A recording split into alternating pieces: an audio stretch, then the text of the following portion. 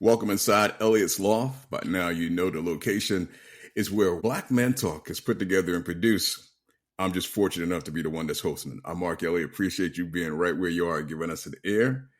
Over the years, what Black Men Talk has been expanding and growing. We have common ground now, up from the ashes, and soon to come, a story of love. If you think about it for a moment, love should play a part in just about everything we do. And of course, we continue on with provocative talk and provocative conversation. And I thought about this a little while ago.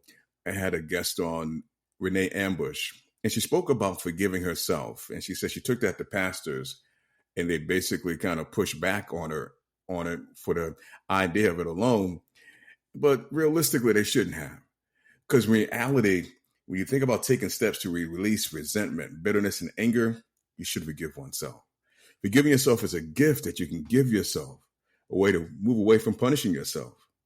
It's a part of good mental. Really, it is. Starting right there when you forgive yourself. And we think about it, we all fall short and we all sin. Self-blame and guilt can linger for past events, and we bring it into our current day life. It's unnecessary mental weight that we bring it from our past. And basically, if we're not thinking about it, we're carrying on mental and physical consequences, all because we choose not to forgive ourselves. Being human comes with imperfections. No doubt about it. Realistically, it just do. God allows grace, acceptance, and goodwill, regardless whether we earned it or not. But his favor is something that's given to us freely, and we must tap into it. And I say tap into it, realizing that he's forgiven you for whatever happened, whatever took place. Have you forgiven yourself? Have you taken time out? And sometimes we get caught up in basically, punishing ourselves. Sometimes we get caught up in blaming others. And realistically, no, we need to take responsibilities for our personal actions, understand them, but also learn from them, which will allow us to move forward. Realistically, throughout life, you're going to have trials and tribulations, but they are a part of our character. They come to basically test our strength, test our resilience, test our character. So we look at them sometimes, I believe, in the wrong way. And when we basically realize they're doing their tests, they're part of the way for us to strengthen ourselves, here comes the personal growth. Here comes the deeper understanding of who we are.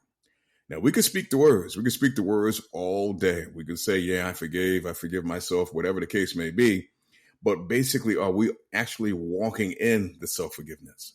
Because if you are, you're not hanging on to that resentment. You're not hanging on to that bitterness. You're not carrying that anger. You're not feeling that. And those three things I just spoke of, resentment, bitterness, and anger, you don't even control when they come into your life.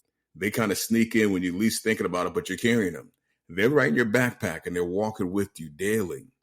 But here's the rub. When you choose to forgive yourself, you drop them off. That's the key about forgiving yourself. It's basically allow yourself to walk away from those past feelings, those past hurts, those past traumas.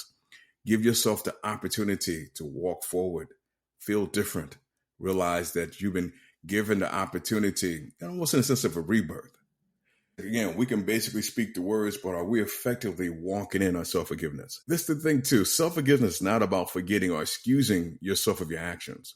The primary focus here is to let go.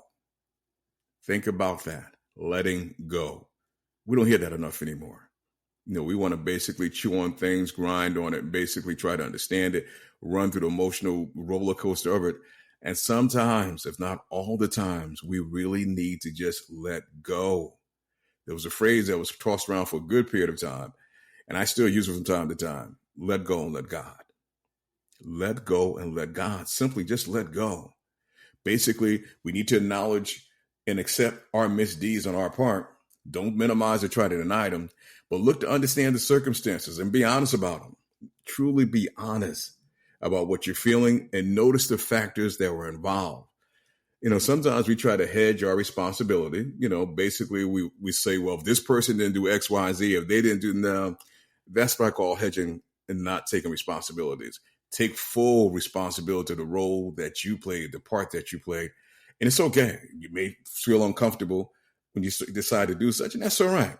But that's the key right there. Take full responsibility of the role you play. Don't look to blame someone else. Don't give them 50% or 25%.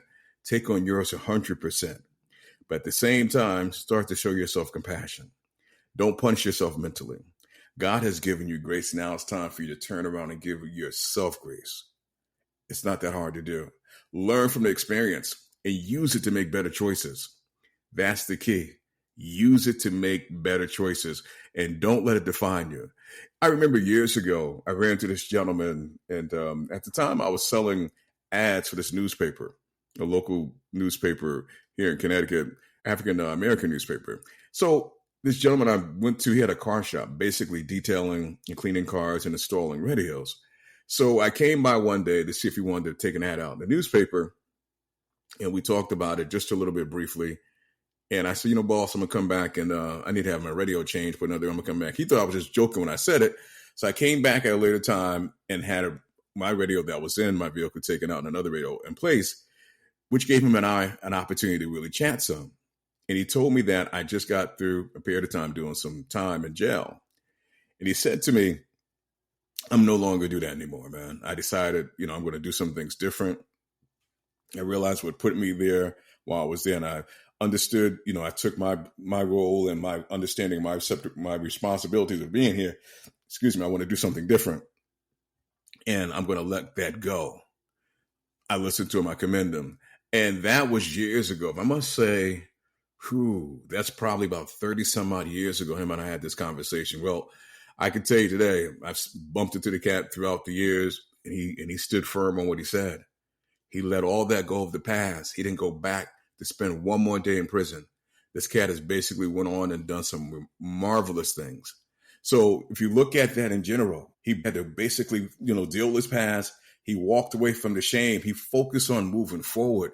It's not about what he did in the past. He realized he was forgiven by our Heavenly Father. He had to forgive himself and realize, I need to make change. I need to do something different.